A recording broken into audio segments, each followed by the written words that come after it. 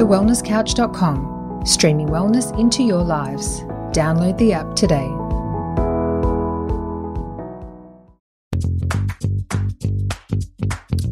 This is Up for a Chat with your hosts, Cindy O'Meara and Kim Morrison.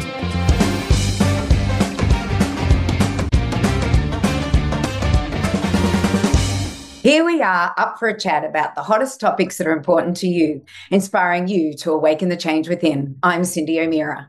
And I'm Kim Morrison. Well, each week we say we've got an amazing guest, but this week is actually kind of really super special because not only is he a guest, he's also part of the family. He's part of the furniture. We have just grown to fall in love with this amazing human, and we are ever so grateful to have you in our world. Welcome to Up for a Chat, gorgeous TJ Leeming. Thank you. It's a privilege to be here. I appreciate the opportunity. Well, we just mentioned there that you are part of the family. You are Cindy's son-in-law. But before we get into all the magic of family and what you do, could you take us on a little journey? I mean, I know you're a Kiwi. You were born in the South Island. You came over here at some point, but you've got behind you nutrition, chiropractic. Could you take us how you got to all of those various places along the way? Sure. Well, I'll make a small correction there. I was actually born in Brisbane, but my parents were living in Australia. I think they lived here for about 10 years and had me and my middle brother. I'm the eldest of three, but we moved back to New Zealand shortly after my youngest brother, Sam, arrived. So I grew up in New Zealand since about the age of 5. I consider myself a Kiwi. I have a New Zealand passport, and that's where I, had most of my upbringing, most of my memories, built my foundations and friendships back home in NZ and Invercargill in the deep south. Great place to grow up, plenty of opportunity and good people, salt of the earth people. So grew up in the southern end of New Zealand. Grandparents, one set of grandparents lived in Queenstown, which was just less than 2-hour drive away, so a pretty awesome stomping ground. Went to James Hargis College down there, which is a fantastic high school and one that certainly punches above its weight in terms of producing some pretty impressive and high-performance people. I think I remember a couple of Olympics ago, James Hargis College had the most Olympians in the New Zealand team. So down in Southland, we have a strong cycling community, track cycling, road cycling. We have a strong rowing community, which is a sport that I grew up with, and I owe a lot of my, good values or my good characteristics to doing many miles on the Ariti River down there, and just all that comes with doing a sport like rowing, where you're training twice a day, 5 or 6 days a week. So you learn a lot about hard work, persistence, showing up even when you don't feel like it, and developing a real dogged determination and ability to go to hard places and push yourself physically and mentally to work well with others, which is something I was notoriously not good at. I should publicly apologize now to my crewmates and coaches who put up with my shitty behavior and poor attitude at times, and the tantrums that I used to throw when I would get in the heat of the moment in sport. I'd like to say that I've grown up a bit since then and gotten a hold of that. But if you meet my firstborn daughter, Sage, you'll see she's got some of those characteristics coming through. Bit of a fiery one. So yeah, sport was a big part of my life.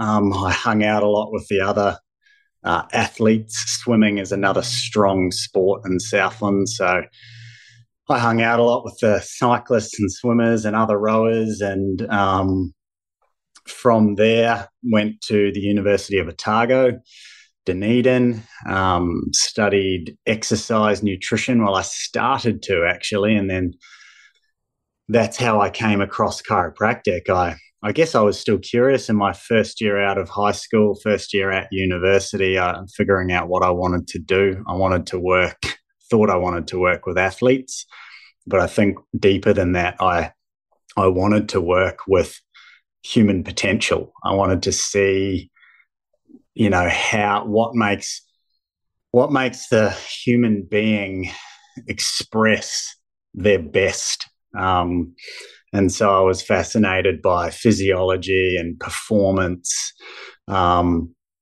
Anyway, in that first year, I went to a careers evening and I heard Dr. Phil McMaster, who's been a great mentor of mine over the years, from the New Zealand College of Chiropractic. And that was really the first time I knew the word chiropractic. I had some idea about, cracking backs or working with the spine, but that was really the ignition point or the spark that got me excited about this. In that short 30 or 45-minute presentation, it just landed for me. It just made sense that actually the spine is the connection between your brain and the rest of your body. So chiropractic is about the central nervous system, and it's about helping the human body to express its highest capacity for healing, performance, and everything in between. So I finished up first year at Otago, and I went off to the New Zealand College of Chiropractic up in Auckland. And we won't go too deep into that part of the story, but essentially I did 1 year of college up there, made some great friends, lifelong friends who I'm still very close with. I did 1 year of chiropractic, and then for some professional reasons, some personal reasons, it just wasn't the time for me to carry on. I went back to Otago. For a moment there, I was confused and thought I wanted to study medicine. So I worked hard. I got the grades I needed to. But, I feel thankful that I changed my mind from that line of thinking. I finished up my degree there. I did a bit of travel, and then I actually went back to chiropractic college. So I was in university for a solid 8 or 9 years by the time I finished my chiropractic degree about 6 years ago.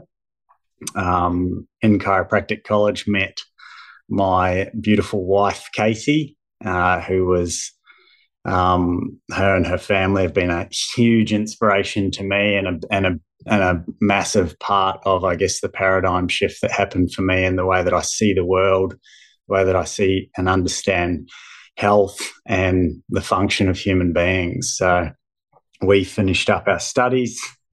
We moved. In other words, it's come to a weird family. Yeah. It's a nice way of saying it, TJ. I donned my tinfoil hat and I never looked back. So that,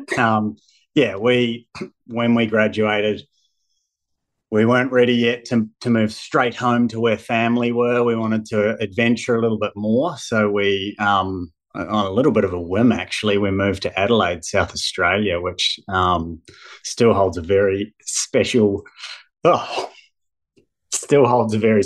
place in our heart. A lot of our best mates are still down there. And we had a couple years there, doing our first couple years of working as chiropractors. And then it was time to pack up and head home and start a family. So Casie and I moved back to the sunny coast and settled in here, bought a practice, and the next part of the journey was soon to come. It is. And I just, for those people who are watching, where TJ is in his practice, which is in Gympie, and it was very exciting for them to move home. And TJ, I just think about, I think you missed a little bit on graduation. You were valedictorian of your class. So you probably could have gone and done medicine. You could have done anything you wanted, but you chose chiropractic. And I really believe that, and people will know what I'm saying here, that the universe pushed you to do this, because what you, in my way of thinking, what you are doing now is greater than anything else that you could have been doing. It makes me cry. I'm listening to your story and I'm like going, What you're doing right now blows my mind away. So let's head to the next part of the story, and that is the birth of my first grandchild, your first daughter, that whole journey. Could you tell that story? But before you do, actually, TJ, about I think it was in October, TJ did a talk about Sage, and it was called Sage's Story. And I got to tell you, I learned a lot in that talk that I didn't know. And I would like him to, talk about what happened with Sage and basically what has happened since, and which is quite a remarkable. I'll get more proud of you after you've told the story, and I'll let people know. Thanks, Cindy. Yeah, and I never know when I tell the story. Sometimes I can tell it straight. Sometimes I have to gather myself emotionally, so I'll try to keep it together. That was just last week, Cindy. I was standing back there. You were sitting just here in some chairs listening to that talk. So, yeah, we had our daughter Sage 5th of May 2021, a traumatic birth. So totally unexpected. Casie is the healthiest person I know. She grew up as your daughter, Cindy, without, a pharmaceutical in her life. She grew up on a nourishing whole food diet in a loving, supportive household, and everything a child could ever wish for. She actually had quite a challenging pregnancy. She was quite nauseous and sick a lot. So lots of, if she had gone to the doctor, she probably would have got the diagnosis of HG, or hyperemesis gravida, as it's called. Gravidum, I think, HG. But she was very sick through that. But other than that, healthy, robust pregnancy. And then Sage came very quickly one night. She was full term, but when she was born at home, she wasn't breathing. She was blue. She had no tone. It happened so fast that our beautiful midwife, Jenny, who we live on the Sunshine Coast, and she lives just north of Gympie, so she had an hour and a half to drive to us. Didn't make it in time, so I delivered Sage, and as I say, there was just not much life. And it was our first lap around the track, first child, first birth. So, in those initial seconds when we saw we had a girl and we called her Sage, because we didn't know what we were having, she was not moving. She was not breathing. There was just nothing. And pretty quickly we realized it wasn't right. So we started to try to stimulate her and bring some life to her. We started to provide CPR. I had to call the ambulance, just that emergency service.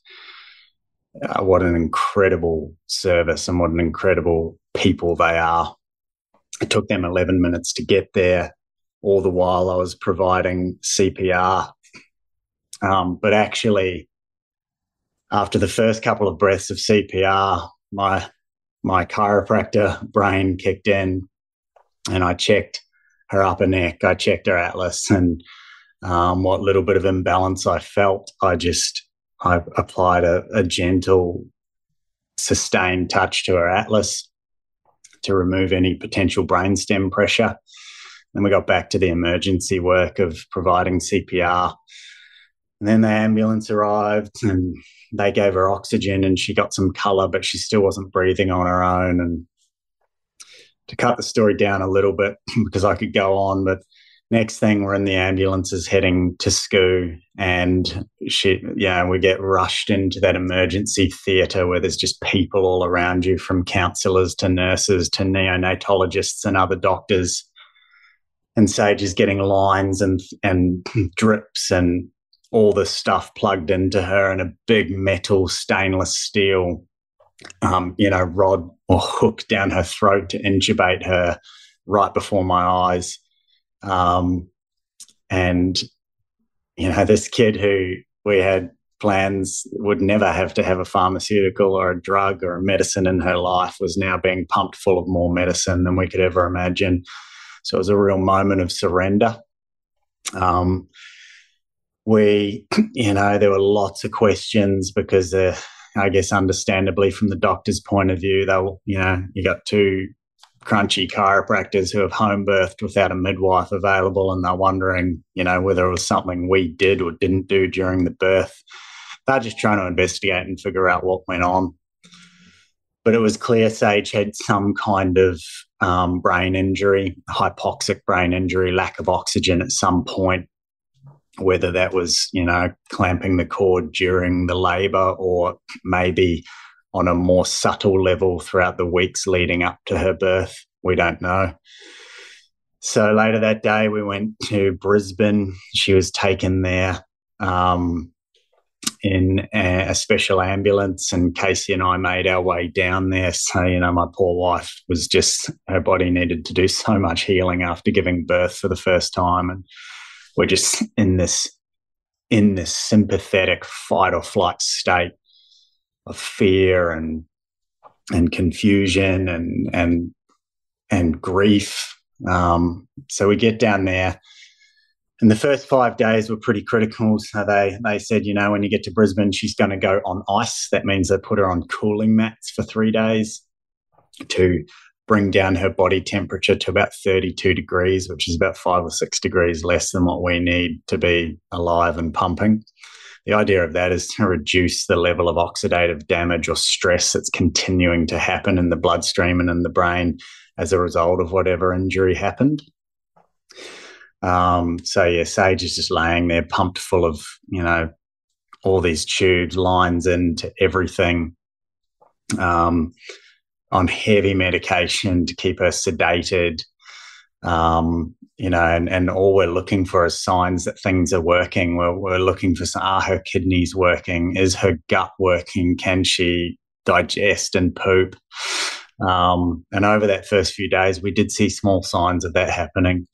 Day 5 was the big one. It was the MRI. That was, after she was off the cooling mats, we needed to take what they would call their gold standard image to see what's going on here in her brain. Because when there's a brain injury or some kind of brain problem, that's where the medical field look. They look from here up. They scan the brain, they image the brain, they run tests that tell them about the brain. And maybe we'll come back to that later in the story, something interesting about that. But Sage had her MRI, and it confirmed that she had a moderate level of diffuse hypoxic injury to her brain. So diffuse meaning kind of widespread. In a newborn infant, their brain isn't yet clearly demarcated or marked out. This area is for hearing, this area is for balance, this area is for speech. It's just a bit of a mush. It's still got to grow and develop. So it's not like they can say this part of the brain is damaged, so she's going to have a challenge with this function later in her life. So, and the moderate hypoxic injury is a difficult one because a mild injury is easier to give a prognosis for. They can say, with relative clarity or certainty, they can give a decent prognosis with a mild injury as they can with a severe injury.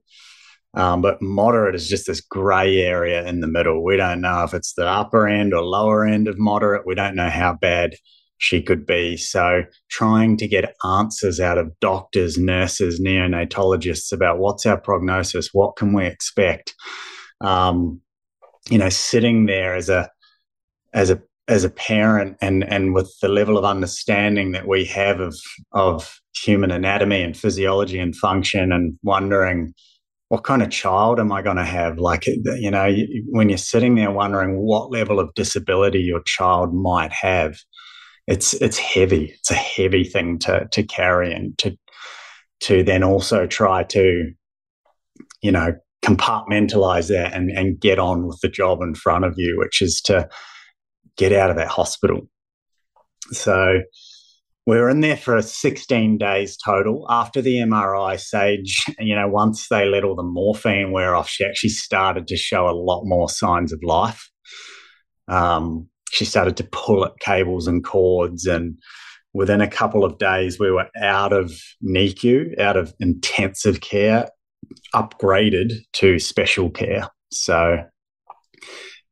But what we were doing all along, which, of course, we had to surrender and let go and let the medical doctors and the emergency team do what they needed to do to, medically to keep her alive, because that is all those techniques and medicines do. They keep you alive.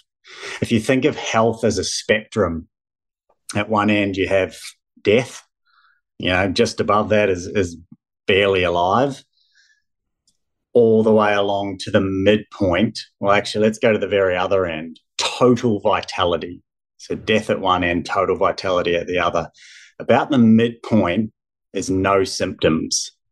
So between no symptoms and death is symptoms, signs and signals that your body is challenged in some way. That could be lethargy, it could be an itch or a rash or a pimple or a fever or congestion or constipation or diarrhea. These are all signs and symptoms, right? That's where medicine, Western medicine, lives. You have a symptom, we'll do something or give you something to get rid of the symptom. Beyond that line of no symptoms, from no symptoms through to vitality, the Western medical model does not play here. And because they are the cultural authority, and because they are who we look to as a society for healthcare, when in actual fact it's sick care, we often, and I don't blame society for this, we often forget that there's that whole half of the spectrum of health, of living above the line of symptoms. So going back to the story, they were doing all they needed to on the symptom side to just, prevent her from dying. We as chiropractors, and I'm blessed that, Sage's grandfather, Cindy's husband, Howie, is a chiropractor. And so between Howie and I, we were checking and adjusting Sage as much as possible, multiple times a day, checking that her nervous system, which operates through her spine.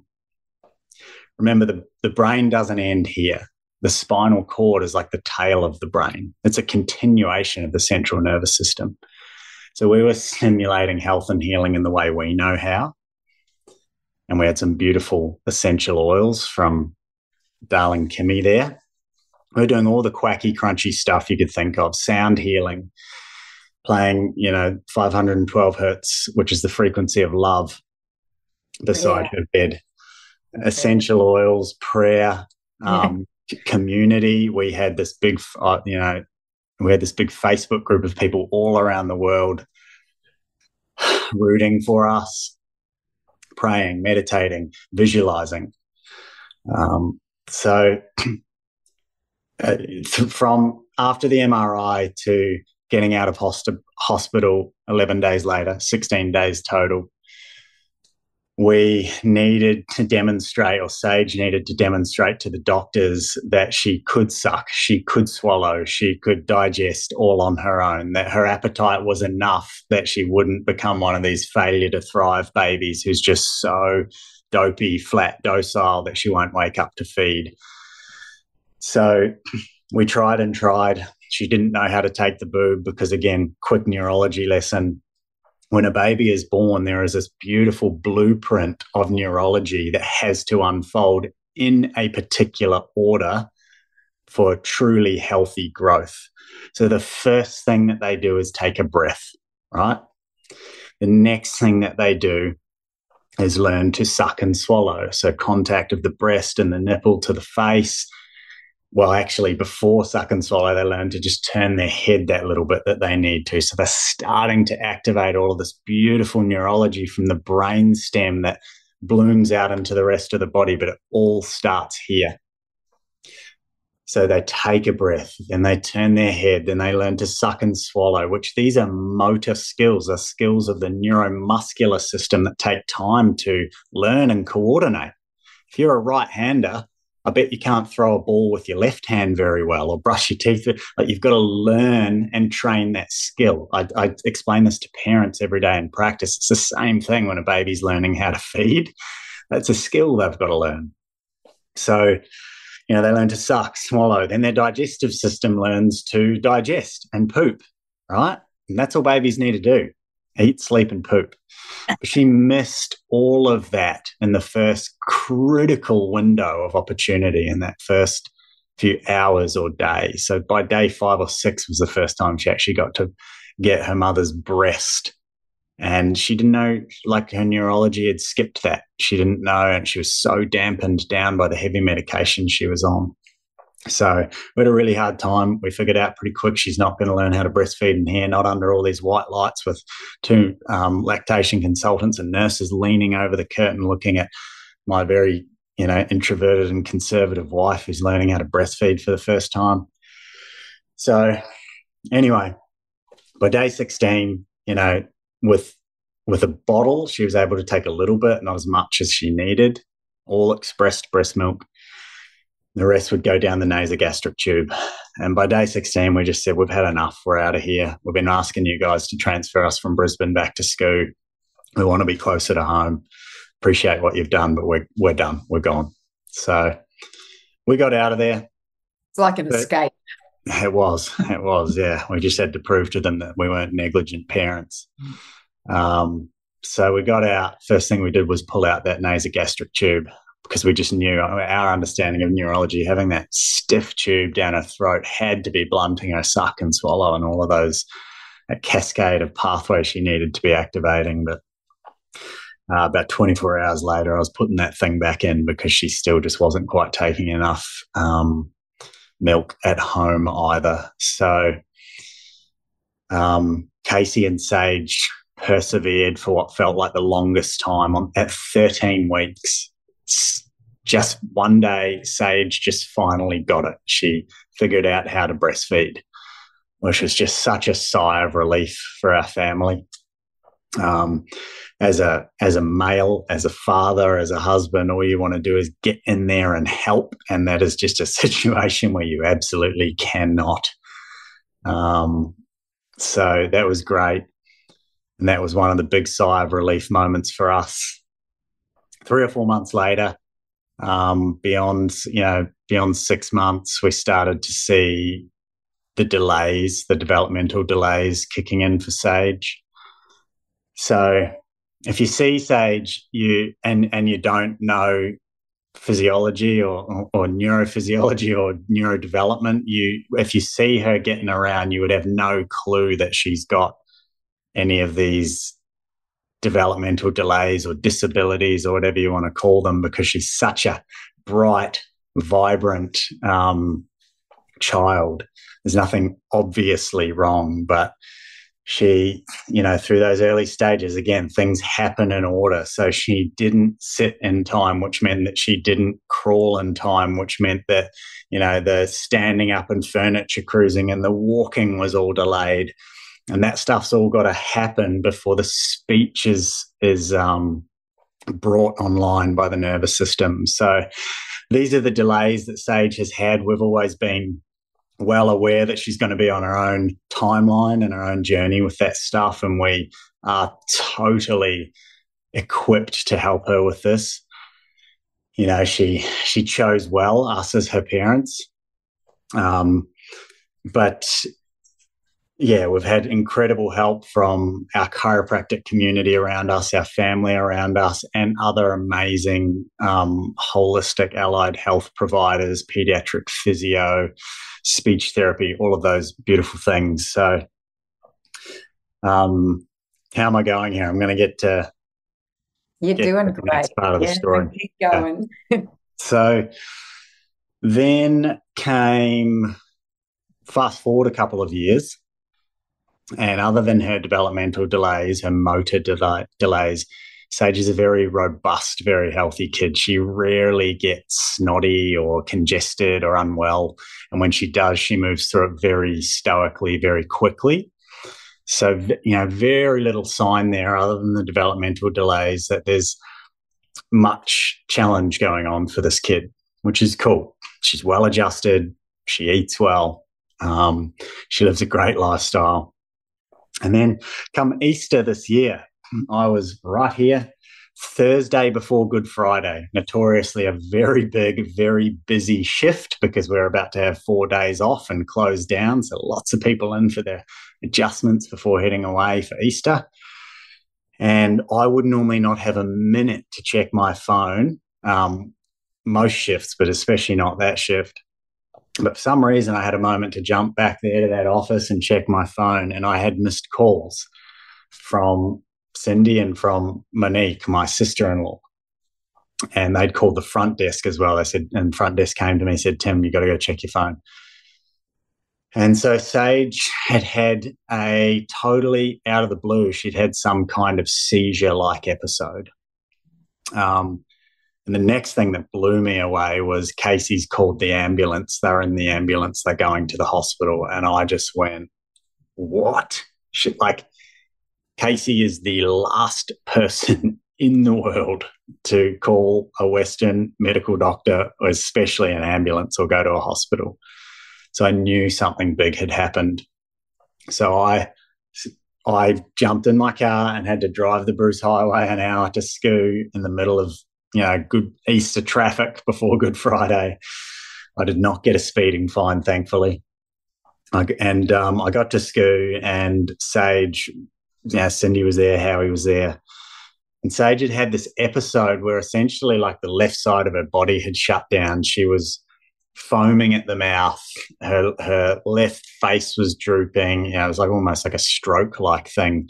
Left arm was weak. She couldn't do anything with it. She couldn't suck and swallow again. They were trying to feed her water or a smoothie. She wouldn't take it.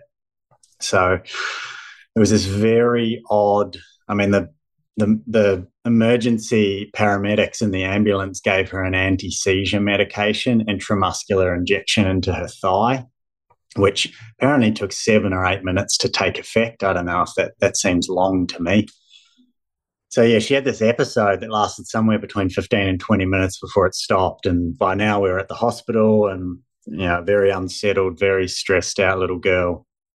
And so the doctors, of course, they called it a febrile seizure. Febrile just means that there was a temperature or a fever associated with it. And whenever there's a fever, they're thinking infection. So they're thinking meningitis, encephalitis. She needs to have this antibiotic. She needs to have it now. You don't know what risk you're putting her at. But again, I wanted to give her, it was Panadol as well, was the first thing. Yeah, Panadol, bring the fever down. Lumbar puncture. Yeah, which in my world, in my line of thinking, fever is quite a clever. Fever is the perfect response by the body to an invading pathogen. That fever kills off the pathogen. So it doesn't make any sense to me to bring that fever down. I know your story, Cindy, just to take a tangent of when, I think it was the only time in the upbringing of your children where you very nearly reached for a Panadol was with Brogan when he was having a fever, and you had none in the house, so you sent Howie out to get it. In the meantime, you hopped in the shower with Brogy to raise his temp and try to break the fever. And lo and behold, by the time Howie got back with the Panadol, fever had broken. Brogan was asleep. Mm-hmm. Yeah. So the next day he got up and he was like, so nothing happened. So I just think that's such a beautiful testament to that full faith and trust in the cleverness and capacity of our bodies and our babies' bodies to do what they need to do to heal.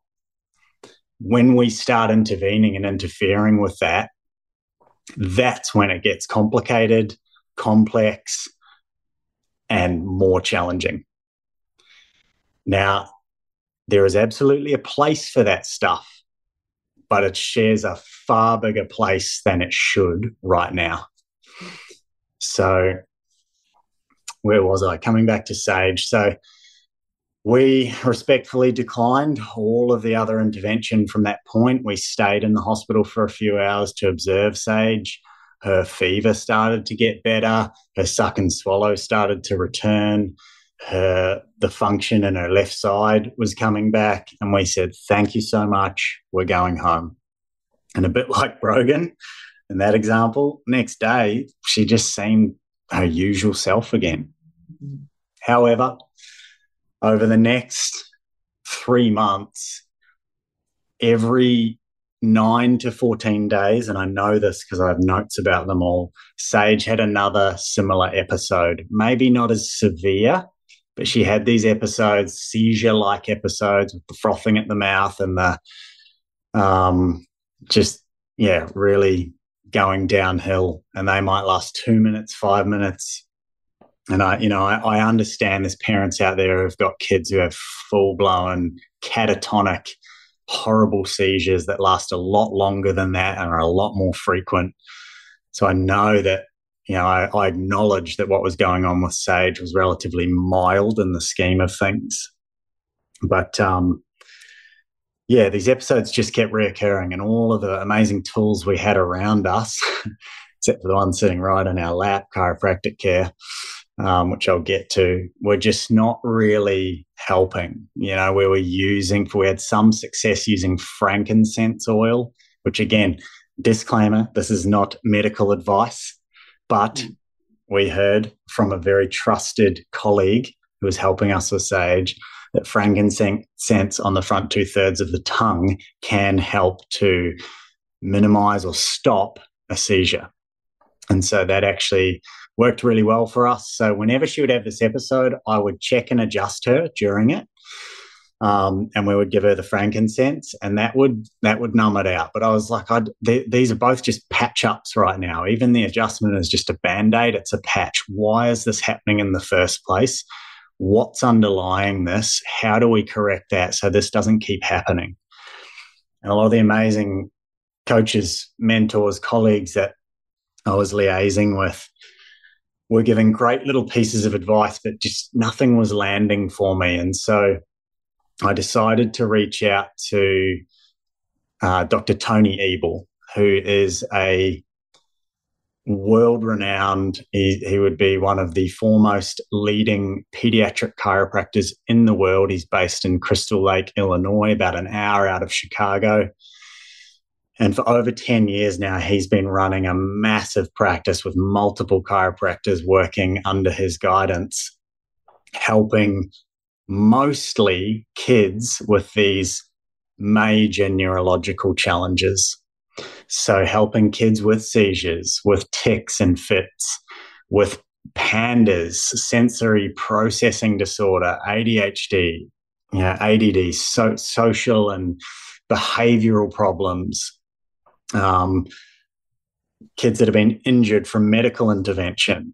And so I reached out to Tony, and he just came back to me with such clarity, conviction, and certainty that if we get this right, using primarily chiropractic care, if we apply it in the right way, if we adjust Sage the right way frequently enough, we can leave all that other stuff behind, the supplements, the essential oils, the lasers, the therapies, because her body can heal inside out and correct the underlying cause for why these seizures are happening in the first place. And I just said, yeah, you've got me, mate. I'm all in. Let's go.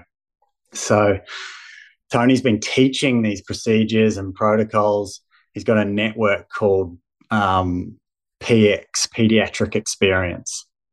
And he has a parent-facing website called pxdocs.com, where there's just a library of articles and content for parents to read about the challenges that their children are having. And for the last few years, he's been teaching chiropractors around the world how to apply these procedures, protocols, systems, this application of pure chiropractic care in their practices to help these kids. So Casie and I dived in. We jumped into his online coaching or teaching content.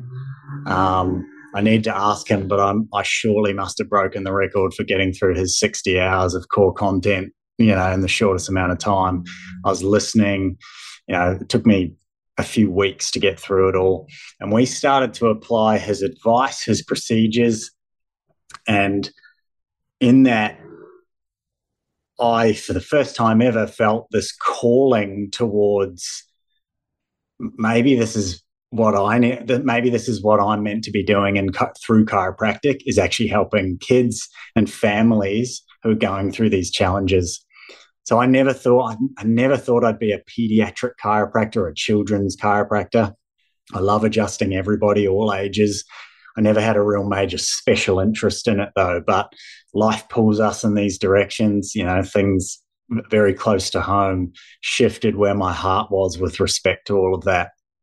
And so Casie and I just said, yeah, this is the direction that we've got to go. This is where we've got to take our practice, our team, our community, Southeast Queensland, Australia. We have to be a beacon of hope and help and light for that. So we dove into the content, and even though Sage was already doing better, the frequency of those episodes was reducing. She got out to, I think, 21 days, and then she went a whole month without one. And it has now been, then we went to the US. So Tony runs at his practice, PwC Chiropractic. He runs these intensive style programs for kids going through these heavy challenges who maybe don't have access to this kind of chiropractic care. Well, Kimmy, we lost Cindy. Should I just carry on? Yeah. So for kids who don't have access to this kind of help, he runs these intensive type programs where we go to his practice. We went for 2 weeks, and Sage was under an intensive program of care, getting adjusted twice a day, 6 days a week. And by this point, she was already 6 or 7 weeks, maybe even 8 weeks without an episode. So she already had great momentum. The secondary reason we went there, other than obviously primarily helping Sage, was to learn for Casie and I, and obviously to bring this home back to Australia and to our community, was to learn this work so that we can start to apply it here. Because, and I definitely owe this guy a shout out, there's currently only one other chiropractor in Australia who does this PX style work. And interestingly, we graduated with him, Dr. Michael Paulson. He's based down in Adelaide on the south coast down there on the beach. He's just opened a beautiful practice called Coast Family Chiropractic.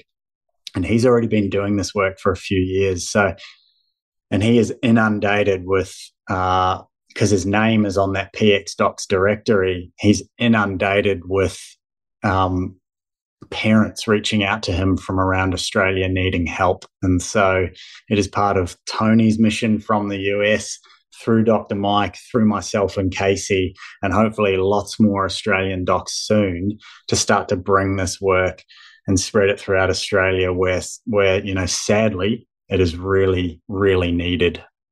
So we're now, I think Sage is well over 3 months without an episode. So she's now been longer without an episode than than the period of time she was having them, which is just great.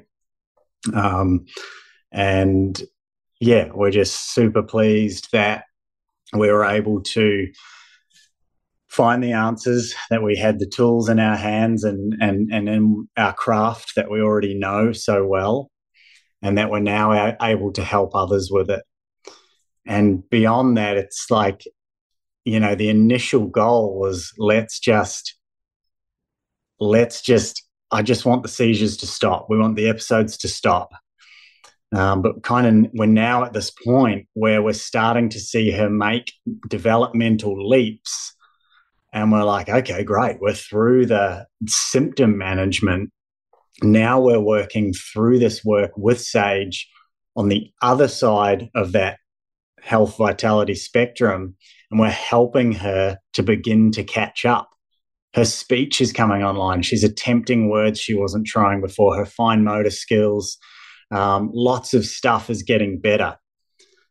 She's definitely moving into that. I don't know whether it's terrible twos or the three-nager, but there's a lot more emotional stuff going on for her. But again, these are just signs of physiological shift and change in her that I believe through this work is, this is the catalyst for her.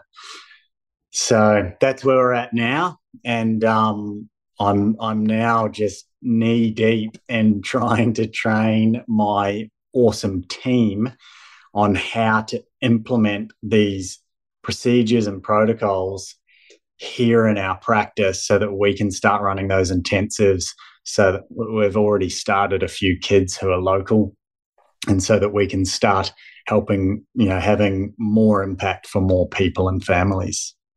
Oh, it's such a remarkable story. And I know that for you, for us as a family, I consider myself in there. We have walked, run, crawled, and supercharged our ways through this with you, for you, and alongside of you, no more than your family, especially. And so it's a remarkable legacy that you guys are creating thanks to Beautiful Sage. And I just want to acknowledge you for the incredible strength, conviction, and perseverance that you and Casie have gone through in order to create this new way of being. And that beautiful little soul has pushed you into a direction of care that is just profound. Having seen my own nephew go through a hypoxic brain injury and watched his developmental issues, I'm very grateful too for the care that he had at the time, which used a lot of what they called at that point conductive education, which was based very much, it was a very European kind of hard. I mean, Miles hated going to it, but they really kind of worked with his body to get his neurology, or the patterning, I guess, to kind of sync or work. And forgive my lack of understanding of how it works, but I just think there's special souls like you that come along at the right time. My question to you throughout all of this, as a man, as a father, as a chiropractor, as a son, a brother, a beautiful soul, what's been your learning for you as a human through this time that your daughter has given you, perhaps your wife, your family? What have you gone from to when you look back to falling pregnant to the present moment? Wow, that's a big question. There's been countless learnings. Life will humble you, and certainly, probably a big one that's coming through right now as I think about your question is that you have the power. How should I say this? It's all my own responsibility. If I don't give that responsibility, if I choose to not give that responsibility to anybody else, it is for me to figure out. It is for me to work out. There's an incredible power in that. And that's so poignant with people's health. Like, our health is our responsibility. It is very, very rarely about genes or bad luck. It is almost always a choice. And I say that with compassion for an acknowledgement of people who might be in a really tough place, whether it is symptomatically or socioeconomically or otherwise. But when you really understand that nobody else has your health in their hand, and nobody else can, how am I trying to say this? I think that if we give away too much of that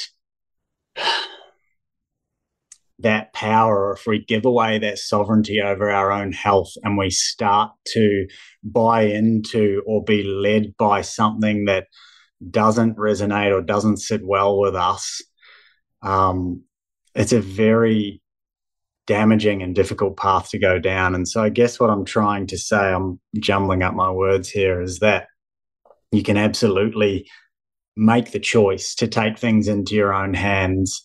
And when that moment comes in your life where it just matters so much to you down deep into your heart and in your gut, you will do whatever it takes. the saying goes, change will happen when the fear of staying the same is worse than the fear of the unknown, the unknown that's created by change. It's like, you can take responsibility, and because that's what we had to do. We just had to, absolutely, we had help, we had guidance, we had coaches, mentors, colleagues, but we had to sit with their advice, because we had advice coming from every different angle. We had to sit and figure out what felt right. And then from there, with that push start, with that helping hand from Tony and his team, we take the baton, and it's up to us now. We are, if we have questions, we figure out the answers ourselves. So that's been a big one. But as I said at the beginning, it's just letting these challenges humble you, and almost contrary to what I just said about finding the answers yourself, it's also surrendering to those moments when in that moment you don't have the answer. So that was a good question, Kimmy. I probably didn't make a lot of sense there with my answer. It was so beautiful. And I just really wanted to hear from your heart how you've grown, because so many people think that life happens to them, that it's unfair or it's cruel, and there's a meaning that we humans put into these experiences. I think what I'd love to say on behalf of your family and beautiful Cindy and Howie and your mum and all of the people that are very close in your inner circle is taking that responsibility as being one of the most incredible things to witness.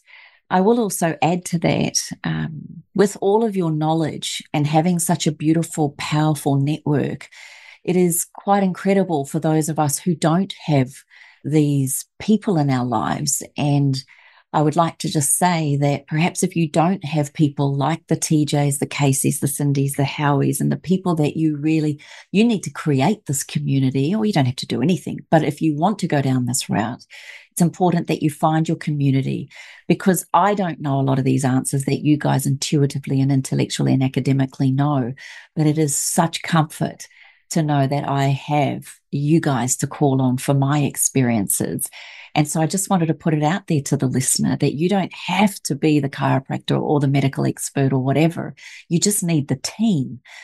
Is that something that you would advise to people? And if so, how do you know who is the right team members? And thank you for that acknowledgement, Kimmy. And I want to acknowledge you as well, because you were one of those pillars of strength, those people of expertise that we leaned on, probably on maybe a more metaphysical or energetic level. One of the lessons for me, going back to your question, was, the stuff that I was, being a young, busy male business owner, I was so head down in all of that I definitely, over the last couple of years, neglected my family in a sense of not being as present with them as I should have been, and just being drawn towards wanting, to run the business, help people succeed, et cetera, et cetera. I'm sure many men listening would understand that drive. And so a big part of these challenges I've had, or Sage has had, it pulled me back home. It helped me reorganize my values hierarchy and realize what really mattered. And you had a huge role to play in all of that. So, there was, over the last couple of years, Casie and I, and just myself personally, have worked through a lot of personal challenge and growth. And alongside the listener has heard this beautiful professional advancement that's coming for us. But yeah, things were tough in there, and there was other unrelated stuff going on in the background as well. But what happened with Sage and the birth of our second daughter, Addie, or Adelaide, which is why I choked up a little bit at the start of the story mentioning Adelaide, where we lived, has pulled me back home. So to answer your question about having a community, knowing where to start, knowing what advice to listen to and what to let go of, well, it takes time. First, you've just got to get those laps around the track, those reps in. You don't need to personally know these mentors or guides. We're in the age of information. There is podcasts, there is, that's what we're doing right now. There is social media, there is the internet, et cetera, et cetera. There is abundant information out there, which I understand can be overwhelming. And it can be detrimental at times to absorb too much of it. So you need to be careful about what you are consuming. But I think what we're really talking about here is the art of discernment. It's understanding what sits well with me and what doesn't. And that might seem like a foreign concept to some listeners right now. And you can't discern well if you are not at least somewhat clear and in alignment in some way, physically and otherwise. But it starts with laps around the track. Just start listening to stuff that you intentionally think might hold the answers for the questions you're looking for.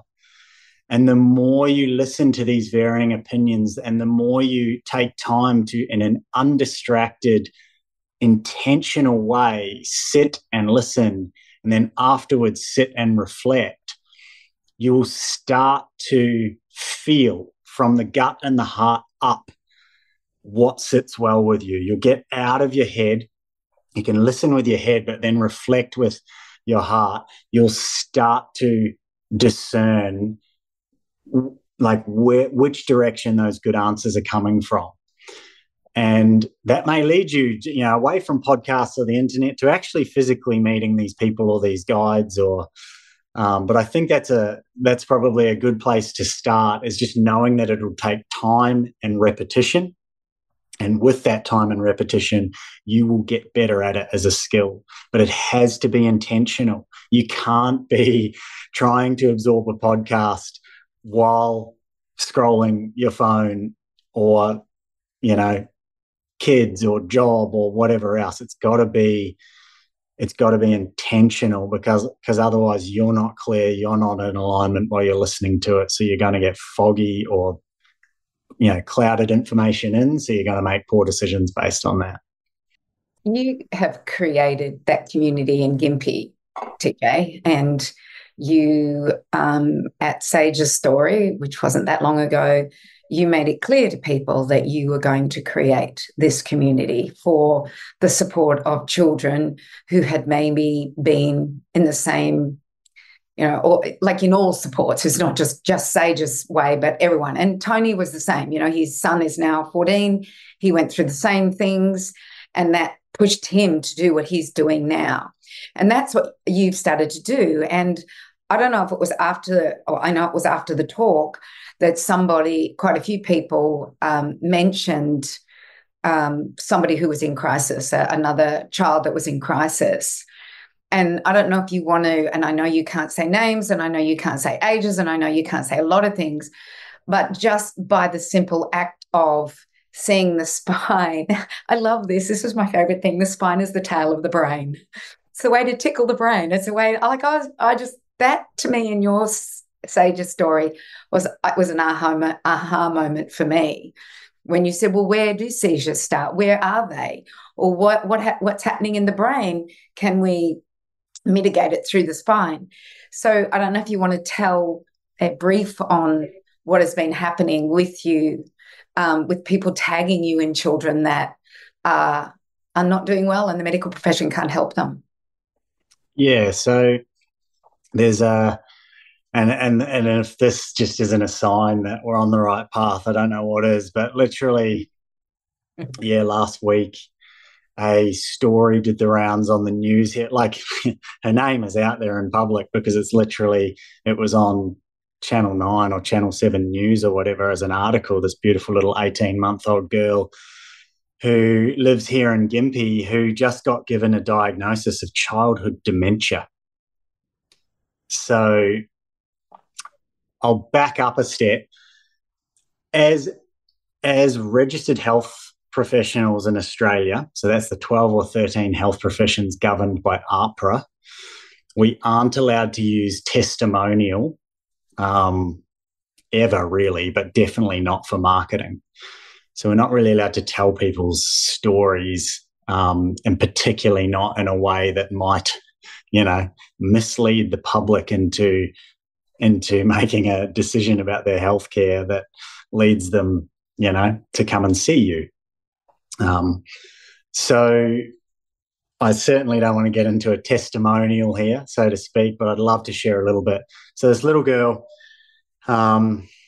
she was, as far as the parents could tell, a happy, healthy 15-month-old or 16-month-old, and then over a period of a couple of weeks, her neurology just started to shut down somewhat for some unknown reason. No obvious accident, injury, trauma, bite, tick, sting, nothing. Yeah, no answers why.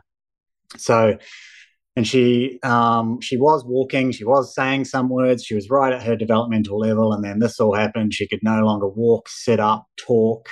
She would scream herself to sleep at night. And just unfortunately, no answers from the Western medical doctors. They even flew across the country to get expert advice, and the answer they got was, as well as having dystonia, which is a aberrant or abnormal neuromuscular tone, low tone somewhere or high tone elsewhere, it looks like she's got childhood dementia, which I actually just watched the article again on my drive up here. And they're saying that kids who have childhood dementia don't live beyond 10 years old. Anyway, these doctors are telling them they're looking at palliative care, and these parents are just certain that that can't be it. And that's there's got to be an answer. They had that same fire in their belly that I did when I was trying to figure out what was going on with Sage. And patients were sending me this story. And so thankfully, this lovely family and this little girl have come to see us, and it's incredible. Oh, I made it through the whole you story. Did well. Now you're crying about another kid. Yeah, just because when I first saw this girl, I just saw Sage, right back at the beginning. But in with all I'll say is that the results so far are just absolutely incredible, and that this little girl is starting to find her function again. Yeah, that's why I'm here in Gympie today. It's a public holiday in Queensland, but I came up here to see her. She was here just before this call. She'll be back a little bit later. And it's like I gave that talk last week and kind of put our flag in the ground here in the community and said, this is our focus now. We're here for you kids, you families. We're still here for our adults and our elderly and all of the other beautiful people that we already take care of. Don't get me wrong there. But and then this case shows up, and it's about the third or fourth case this year since Sage's episode started, where through this advancement of my knowledge and my experience with Sage, we've been able to help in a way that these families just haven't been able to find help elsewhere. So, I only hope that the progress continues for this beautiful girl. It's still super early days, and I certainly don't want to make any misleading claims, but I just hold a vision for a few months down the track.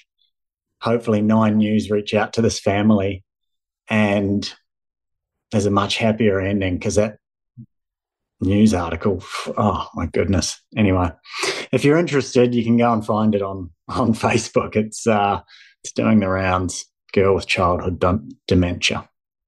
I want to ask a question, and perhaps it's for both of you. You've mentioned briefly here that, and it kind of is a little bit disturbing, that APRA, with the 12 or 13 professions that you speak of, are not allowed to use a testimonial for marketing. We've also got another friend who's found herself in the depths of water because people compliment and they want to say how much her products help and things like that. And she's devastated. It's just sharing of information. My question to you both is... And that was the TGA, that wasn't APRA. Yeah, she's not different. under APRA. Yeah, different. but still at the same scenario. Yeah, it's another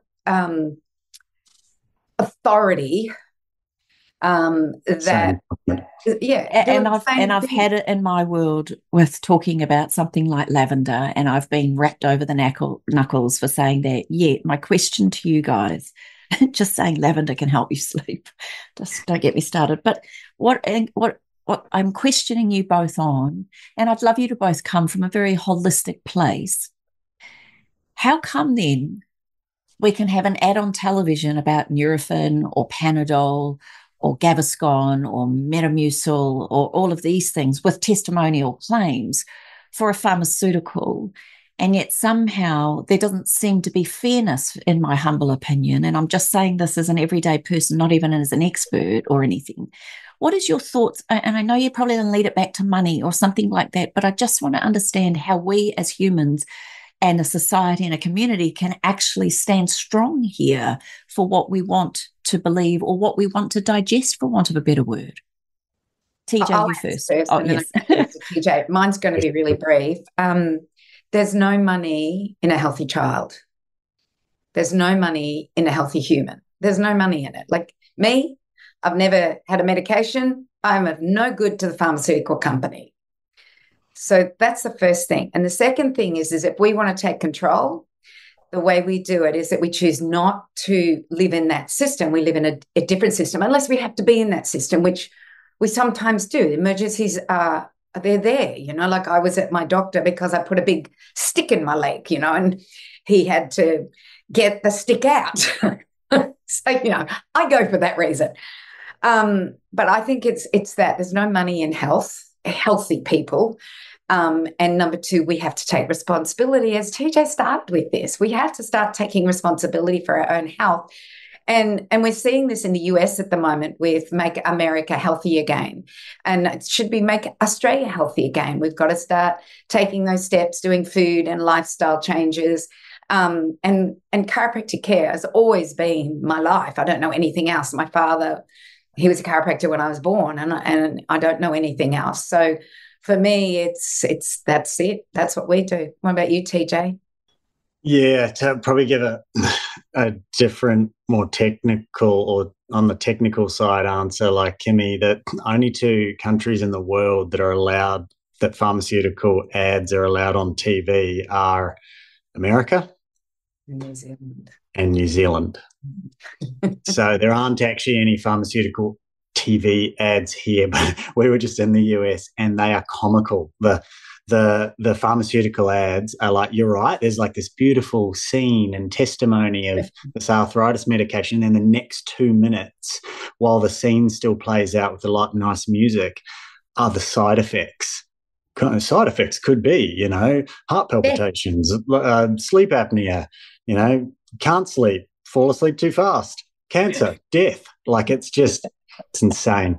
But to come back, because I know who you're talking about with the reviews stuff. Yes, as health professionals, we are supposed to have our Facebook reviews turned off. Anywhere we can turn reviews off, we have to have them off. The only place you can't turn them off is Google. We cannot turn off Google reviews. So ARPA are a bit stuck there. So we have lots of beautiful Google reviews, but we're not allowed to then go and paste it on our website to say, hey, if it says anything clinical, if they say, oh, the front desk is lovely and it's a beautiful studio, we can use that. But anything clinical about my back pain got better, or my headaches went away, or my child's developmental delays got caught up, not allowed to use that for advertising. So I feel the pain of our friend who's battling with the TGA at the moment. And maybe some of your listeners will be surprised to hear that as health professionals, we're not allowed to use that either. I do feel, this is my personal opinion, that certain health professions are watched a lot closer than others, because I certainly see this rule being broken across the board on Facebook ads and things like that. And there's some really grey area. For example, plastic surgeons can use before and after photos and stuff like that. So anyway, we don't need to dive into a discussion of all of that. I think the bigger point you were trying to make is, how do we as a culture, a community, a society stand up and get rid of ridiculous rules like this, so that these beautiful stories can be shared and more people can be helped. And I know some really committed groups of people who have been working hard at this for years. It's a steep uphill battle, but community, word of mouth, sharing stories. I got up and gave a talk the other week, and these people are finding their way to us. So, as always, that community, that word of mouth, that getting out, sharing stories face to face is a powerful way for the groundswell to build again. When I think about you coming from the South Island, I've considered you a Kiwi. Forgot you were born in Brisbane. Sorry about that, beautiful Brisbaneites. But as a beautiful young man growing up in the South Island of New Zealand, that clean, fresh, amazing air, I just want to ask you a question. Family is so important to you, particularly the family on this side of the Tasman. And you are so blessed. And I feel, I've just edged my way in there, and I'm just part of the picture, right? Made myself part of the family. Your beautiful mama bear, Michelle, over there in New Zealand, it was very challenging for her because this whole story you're talking about was through the COVID years. It meant she couldn't travel, she couldn't be here a lot. How much is a connection like that? Because the reason I'm asking is a lot of people don't have family right by them. How did you and Michelle and Casie and your beautiful families come together through that time? And how much has your beautiful mama bear played a role in your attitude to life? I think mum is where I got that's where the seed was planted for viewing health through a more natural lens. Mum always talks about how she was like the healthiest she's ever been when she had me as a baby, and the way I ate and was brought up as a toddler or growing child. So yeah, I mean, there's nobody who can replace your mother. Sage timed it beautifully, though. Literally, like in amongst all of those lockdowns, Mum was able to fly. She was there in the hospital on day 2. So was my dad. He was able to get over there as well. I know that doesn't answer your question, but we have been very blessed to be able to have Mum visit relatively frequently. But yeah, thanks to technology, lots of FaceTime, video calls, sharing photos, and yeah, through all of these challenges, Mum's always only ever been a phone call away and an ear that will listen. So obviously, just so grateful for that, and to have had a mother who's raised me the way she did, and parents who did. And the girls, Sage and Addie, they love their mama and they love their nana as well.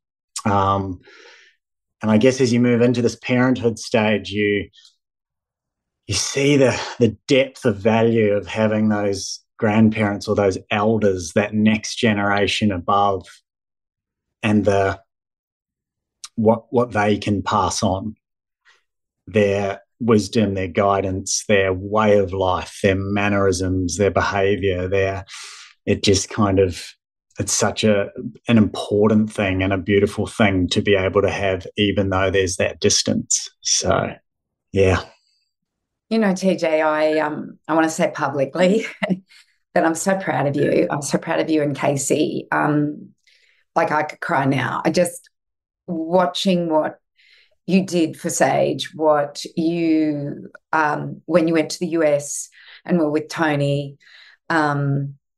I just feel there's something guiding this whole life experience of yours, and I think most definitely you're in the right place. You and Casie are in the right place. You're here to help those kids that have not had the best start, or have had a great start and something's gone wrong. And I'm so excited to watch what you two do. That's all I can say. Maybe we'll get you on in a few years and we'll hear that, you've got people coming from all over Australia to come and and see the potential that their child can have. So I want to thank you from the bottom of my heart for being my son-in-law, for being a beautiful husband to my gorgeous daughter, and being the father of my beautiful granddaughters. She's a little besotted. She's a little besotted. Beautiful, I am besotted. Beautiful, TJ. All those words reiterated from both of our hearts to yours. I don't want to wait a couple of years. I'd be keen to get you back on next year, and let's just keep following this beautiful story, because if nothing else, those two beautiful children of yours will have these recordings forever to understand their incredible journey through life and just how blessed and perhaps even influential you'll both be as far as their choices and directions and life values and alignments will be. If there was a final message that you would love to give out to the Up for a Chat listener, to the people that find themselves in this beautiful space listening to your incredible story, would you like to summarize or give us your final message, and also how we can find you if we want to follow you? Because that would be a remarkable thing for all of us to continue this conversation. Well, firstly, thank you for the opportunity. I think every time I tell this story, I get a little more succinct and a little bit clearer. So I'm happy with the way I was able to share this story today, and I really appreciate the platform and the opportunity.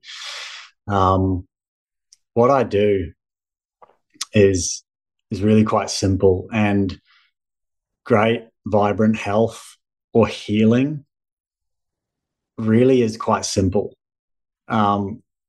We've just created this complexity out there and all the noise. So the answers you're looking for are probably a lot more simple than you think. That doesn't mean that they won't require hard work, sacrifice, significant change, discomfort, but I still think it's going to be a lot more simple than the confusion or complexity you might be dealing with. That's what I love about chiropractic. That's what I love about the work that we do, is that we just take the complex and we can make it really simple. We just take a body that's out of balance and help it find balance again, and then help it to keep that way by itself. Resources. I spoke a lot about Dr. Tony Ebel today. He has an incredible podcast, Experience Miracles. I know, Cindy, you've listened to a couple of episodes. The Experience Miracles podcast is a parent-facing podcast. It's for a public audience. So if what I've said has struck a chord with you, or you want to know more, I would send you there first. And the pxdocs.com website, pxdocs.com. You can find me on Instagram at Dr. Tim Leeming, or our studio here, Being Chiropractic. So I'm Sunshine Coast based, so I do see some patients down there at home and mostly up here in the studio. But yeah, again, I just appreciate the opportunity to share, and I only hope that it helps somebody to feel a little more hopeful or optimistic. I'm going straight from this call into another mother who needs our help in terms of jumping on a phone call with her to hear her son's story. So I'm fired up. I'm totally committed to this cause, and I stand on the shoulders of giants, being you two ladies, the trailblazers in this space. And that saying only ever made sense to me recently. It's probably, I'm going to sound a bit silly with this, but when you stand on somebody's shoulders, you can see further, right? So that's what standing on the shoulders of giants means. So I appreciate you both, and I just want to acknowledge the work that you do in reigniting the podcast as well. And thank you, Kimmy, for making that point that my girls will be able to listen to this in the future. Thank you, TJ, Tim James. I'm just so excited for people to hear this. It was amazing, absolutely amazing. And I'm so grateful that you are here for the children. I think we're going to see more and more kids see their potential, and that's what we want. We want them to see their potential. So on behalf of Kim and I, thank you. Thank you. Oh, and not only are we glad that you're here for the kids, but he's a great cook. He's a good look. He's a top runner. He's a Hello Christmas, Good Friday. He's a superhuman being.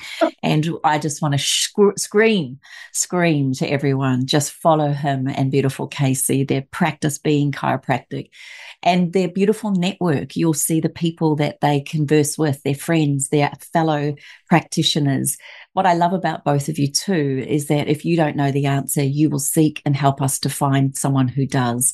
And I just wanted to add that because I appreciate you are very humble, you are very open and not thinking that you know it all at all. And I just think that that love of sharing of knowledge is something that you, Cindy, your whole community just so appreciate. And I just want to say to both of you, I love you both dearly, and thank you for being the beacon of light for so many of us who never had this exposed to us when we were young.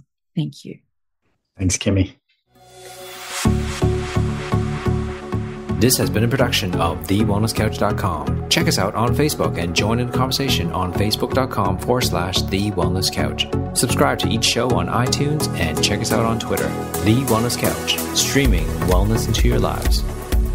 Whilst the Wellness Couch presenter endeavor to provide accurate and helpful information to their listeners, these podcasts cannot take into account individual circumstances and are not intended to be a substitute for health and medical advice from a qualified health professional. You should always seek the advice of a qualified health professional before acting on any of the information provided by any of the Wellness Couch podcasts.